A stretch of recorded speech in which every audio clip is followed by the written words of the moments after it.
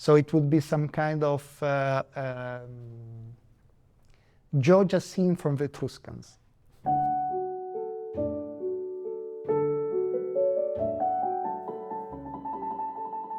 Well, what are they actually doing? They are meeting people, giving interviews. If you are not able to do that, you will not be able to negotiate anything. Because if you keep in mind only your priorities, you will never arrive to the balance which is needed to strike a deal. Yes, I would probably like to meet the President of the United States of America. Make everybody understand that some projects are for the benefit of everybody, and it's better if it's local people explaining. It is in their interest to look for a negotiated solution when you need a lot of work to translate this will into the actual fact. Because the devil is in details, and the diplomats are those working with the details.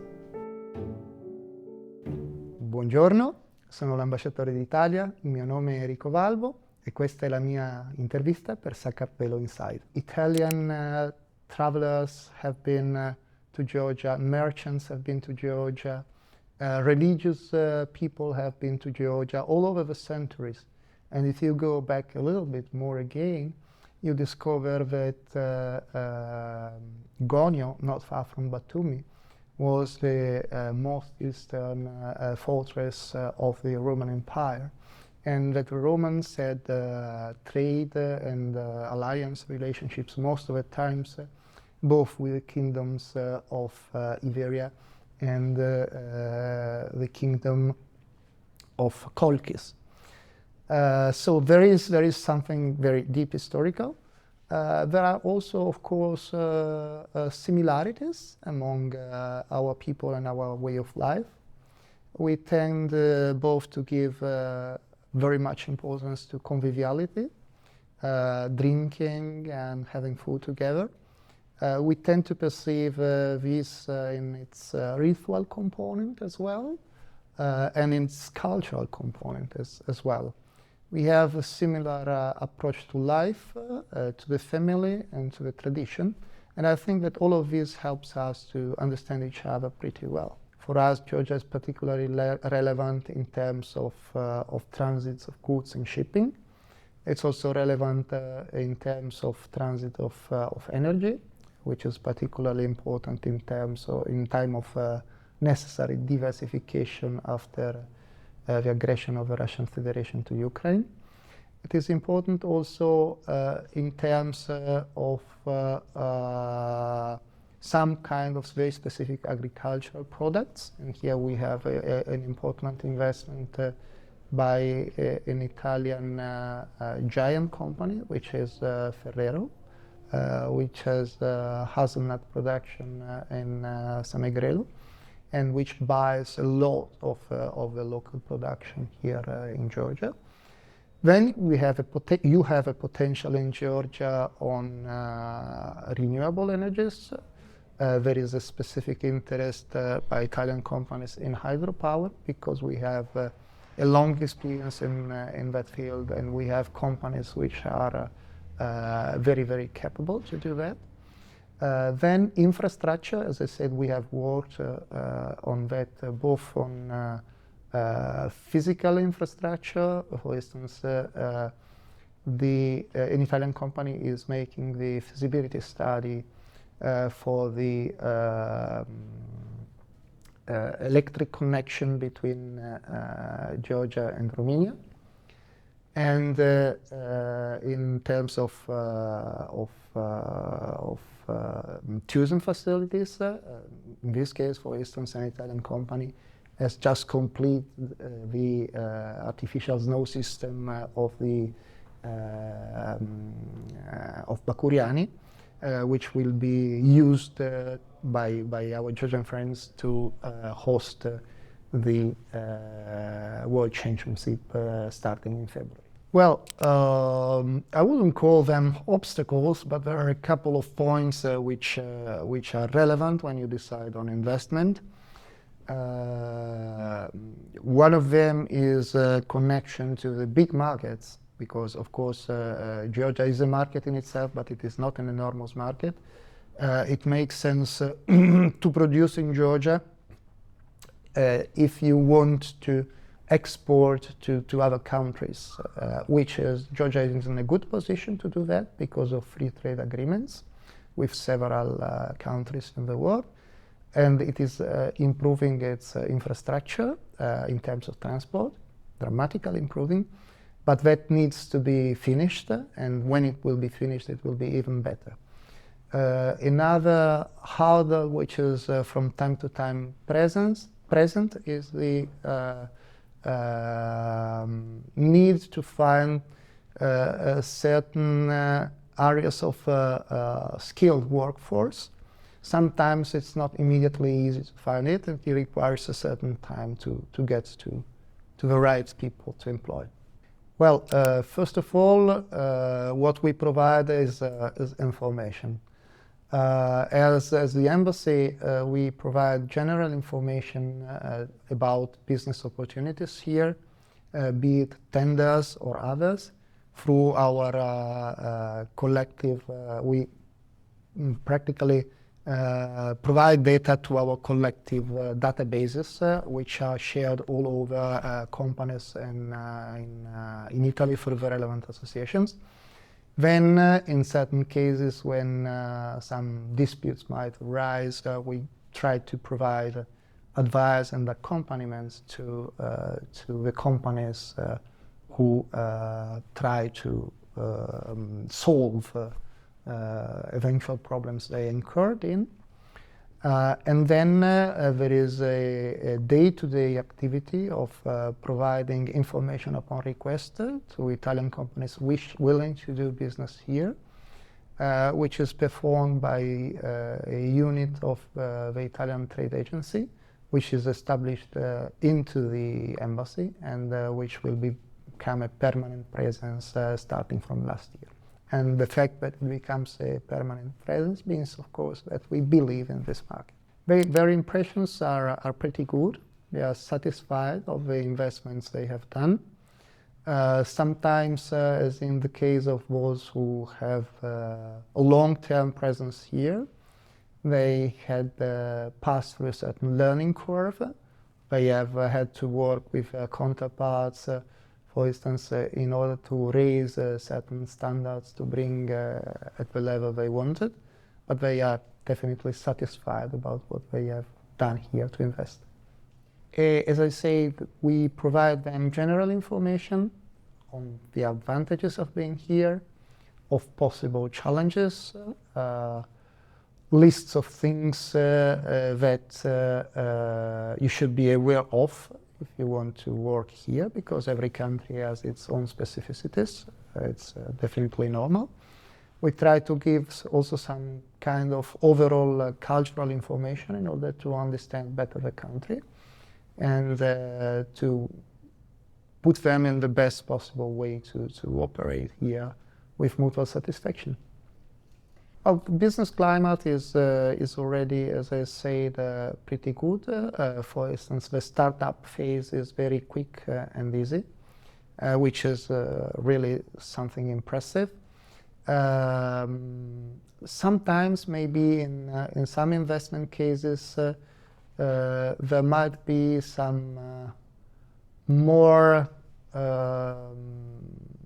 presence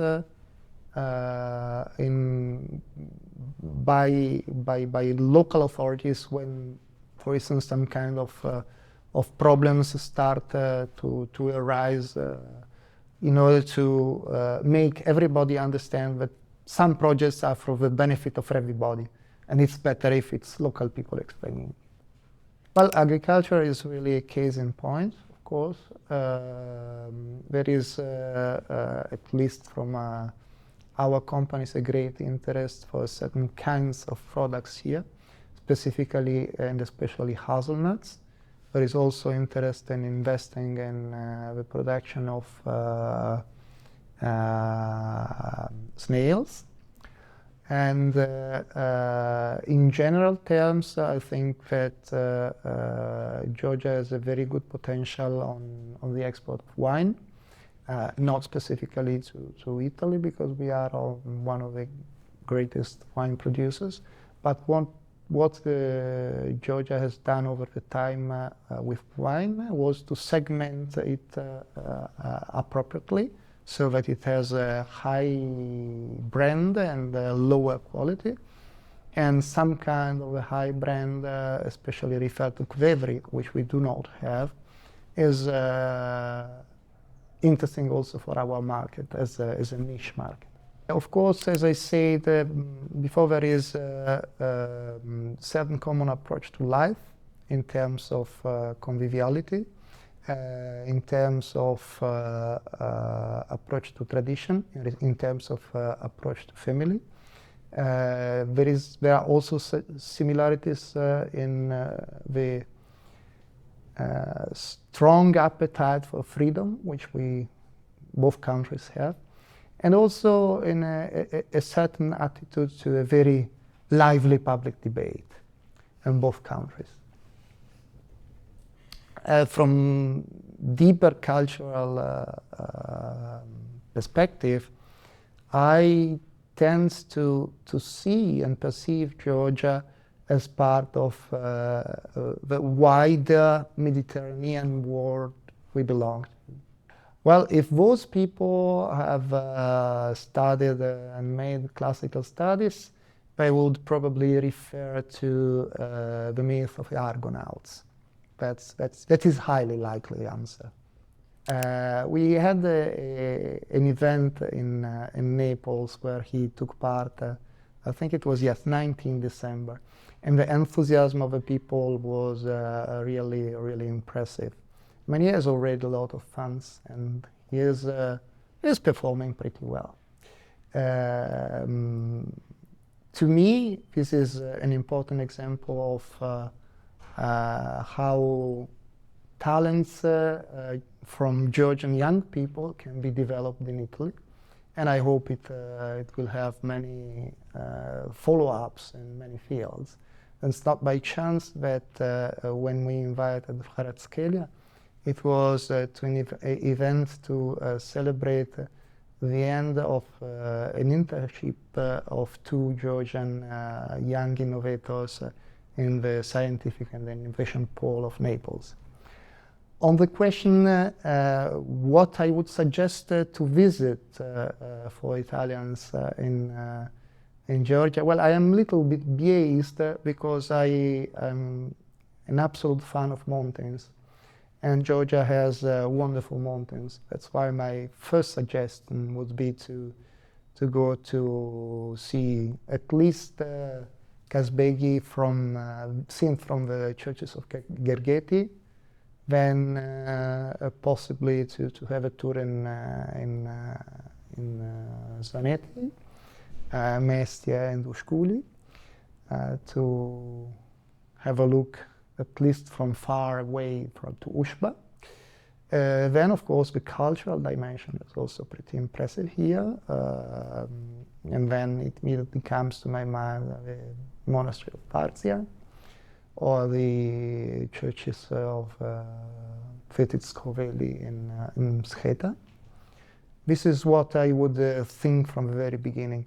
And then I would also suggest to enjoy wine and food in Kakheti, and take that chance to visit the Alaverdi monastery. They are getting more and more interested, and of course the more things we do together, the more they get interested. And I have to say that also Kvaraskhelia factory is playing a role in gauging up the interest of people. As I said, those who have a certain level of classical studies know Georgia under certain respects. For others, it's still something very interesting to discover. Well, the Embassy of Italy, as far as cultural programs and teaching, takes care, of course, of what happens in Georgia and not vice versa, because that's the job of my colleague and the Georgian ambassador in Rome. To promote exchanges, well, there is a system of scholarships, both scholarships for universities in Italy which are offered by the Italian government, and scholarships which are offered jointly by the government of Georgia with participation of Italian universities, which lower the university taxes or abolish them completely for those taking part in the program. Then at the level of schools, there is an exchange program between the Italian school here at Siskari and the corresponding school in Italy, in Borgomanero, which is a pretty interesting one because they stay over for a time. They are already students of Italian language, so they can understand more of the immediate environment surrounding them when they are in Italy.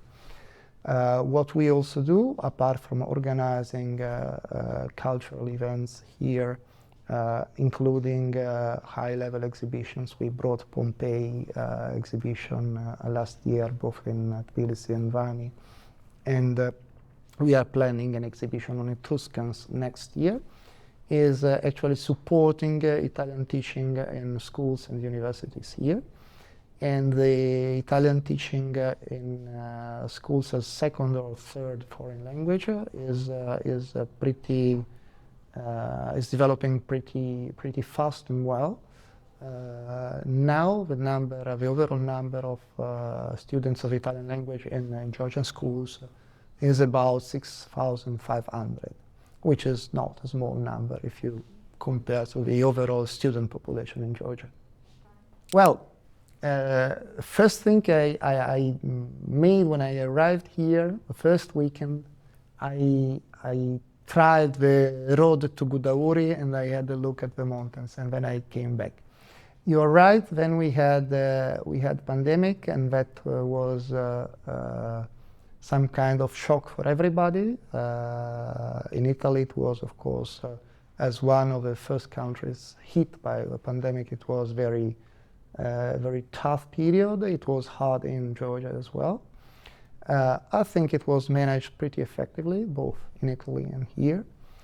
But it had its impact on the life of everybody, and it had a strong impact on our work, of course, which is by definition a relational work. And you can do it by Zoom or WebEx up to a certain extent. A lot of things you can't do by using remote communication. On the changes, what struck me most is the way that road infrastructure has continued to develop. It has been pretty fast, and I hope to see soon the conclusion of the east-west direction in order to get to the shore of the Black Sea in 3.5 hours. It's not only one. I would say the strength of its cultural identity, because it's really impressive the way it is being preserved, and it was preserved over the centuries in a very difficult environment. The beauty of its nature and landscape, which is so similar to ours, but in such a small place you have a very diversified environment. You pass from the deserts of Bashlavani to high mountains to the sea to subtropical areas, and this is striking. And then the hospitality is what comes to my mind first of the other two. Well, they should know that this country has a deep respect for its tradition, for its history, for its culture, and it deserves this deep respect. They should know that it is located in a difficult geopolitical position, which they know, which sometimes poses constraints, which has to be understood, but sometimes also poses opportunities which have to be grasped. I think we shall continue the way we have done. We shall try to intensify political dialogue, including in the parliamentary dimension, which is consistent with the growing strength and powers of a parliament in Georgia with the new constitution. We shall continue to try to revive economic cooperation, and we shall continue to promote cultural, language, and people-to-people contacts. One of our assets is that in Italy there is a huge Georgian community. It's about 36,000 people working in Italy and benefiting both to our economy and to the economy of Georgia. And that those people are well integrated, and they are some kind of bridge between the two countries. And I think that they play a role in getting even closer. No, I don't see obstacles looming on the horizon, and this because my understanding is that the strong wish of Georgian people is in ever closer integration with European and Atlantic structures. And my understanding is that this is the path which is chosen by all Georgian governments over time and in the future as well. Well, for 2023, one of the things we want to do is to, as I say, to take up political dialogue. We are discussing in high-level declaration at bilateral level to put under the aegis of the foreign minister, the two foreign ministers, different strands of work in the economy, in the culture, and in the science field, whereby high officials discuss and implement better cooperation. The other thing we would like really to do is to present our Georgian friends with a great exhibition on Italian cultural heritage, on the Etruscans, but with a strong hint to Georgia, because the idea is to add some pieces which have a specific reference to the myth of the Argonauts. So it would be some kind of Georgia seen from the Etruscans. I see the future of Georgia as a stable, democratic country, strongly anchored in the world it belongs to, Europe. Well, I think that for a diplomat, the most important skill is the ability to understand the interests and the reason of a counterpart.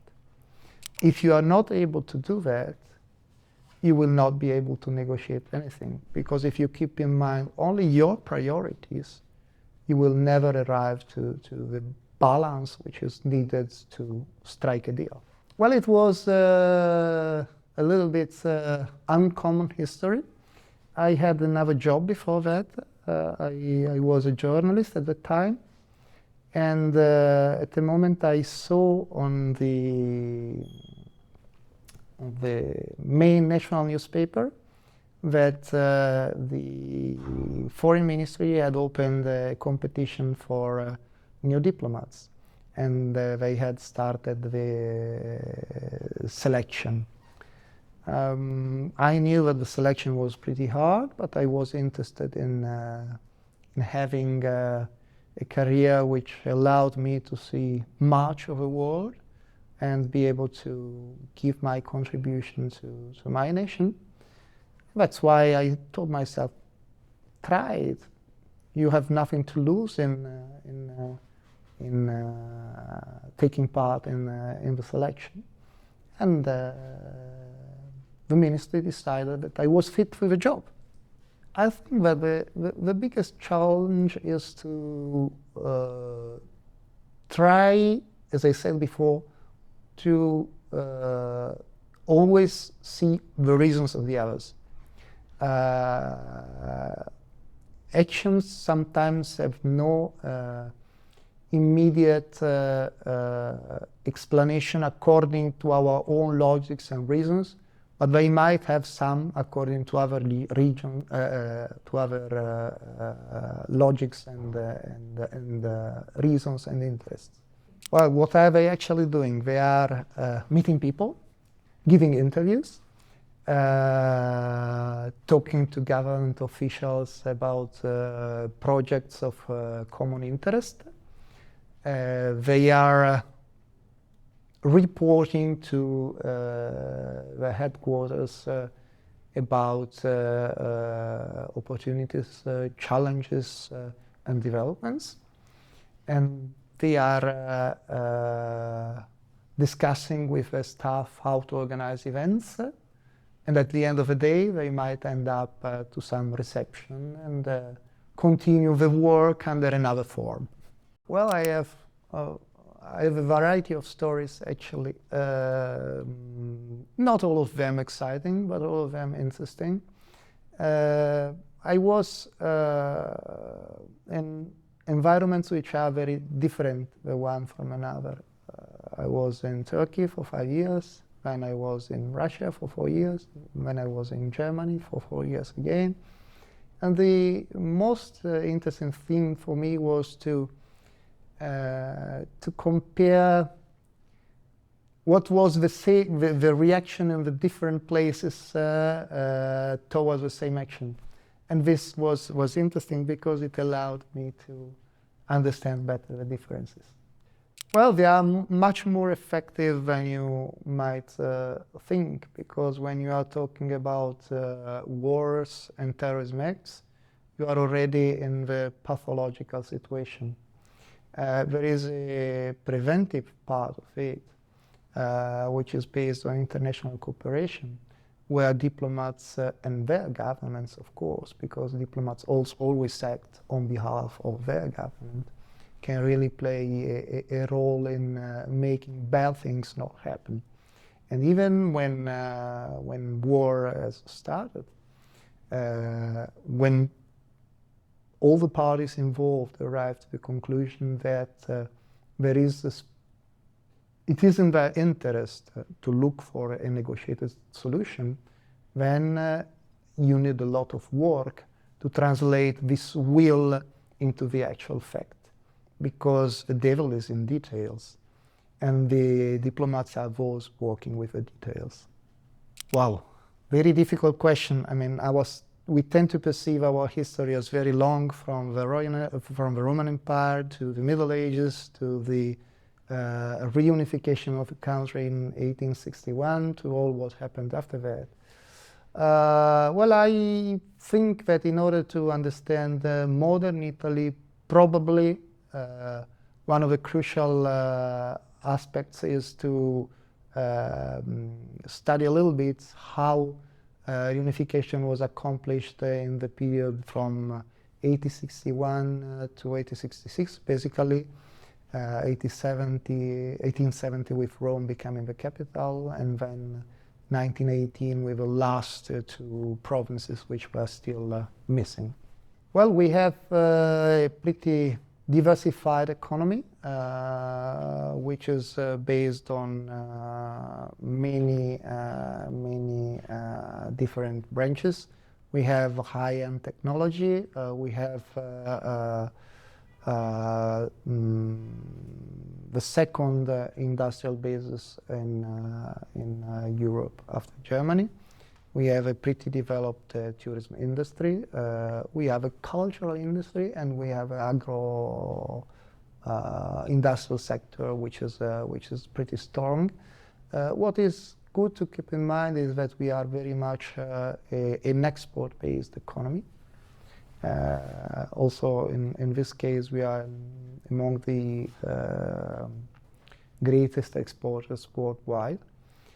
Normally, we tended to say that Italian economy can be understood with 4F: Ferrari, meaning luxus, furniture, food, and fun. But there is much more than that. I mean, there is a really solid industrial basis, the second in Europe, and there is a very advanced technological sector behind that. My dream when I was a child was to become a veterinary, but then I had some kind of training and I understood that it was not the life for me. Yes, I would probably like to meet the President of the United States of America. Pasta al pomodoro. In 2 words, it's always difficult to describe things. For Georgia, I would say tradition and hospitality. For Italy, I would say creativity and hospitality.